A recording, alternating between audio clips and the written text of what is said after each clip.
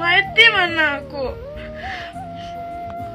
अनि के गाइस, यो अंकल र यो आन्टीहरू यो अंकलको के दिल हुन्छ, मेरो मम्मीको चाहिँ हुन्न। मेरो मम्मीलाई झन् कति चित्त दुखेर होला, मम्मीले त झन् सहेर बसिराख्नु भएको छ। यो अंकल र आन्टीहरूले त मेरो मम्मीलाई जे पाइ त्यही भन्नुभयो। म अस्ति नैदेखि चुप लाएर यो आन्टीले जे भन्यो त्यति सुन्दै बसिरहेको छु, तर आज चाहिँ बोलेकै गाइस। म मेरो आइडी उडे पनि उडोस्, तर म मम्मीलाई चाहिँ यस्तो हालतमा बस्न दिन्न।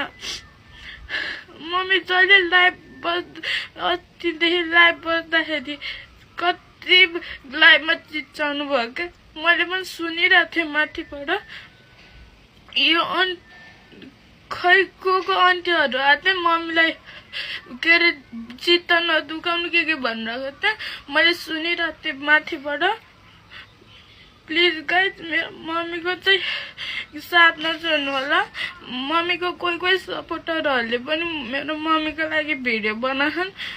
अनि एउटा आन्टीले चाहिँ कति राम्ररी बनाउनु भएको भिडियो म देखाउँछु, रोकिनु है।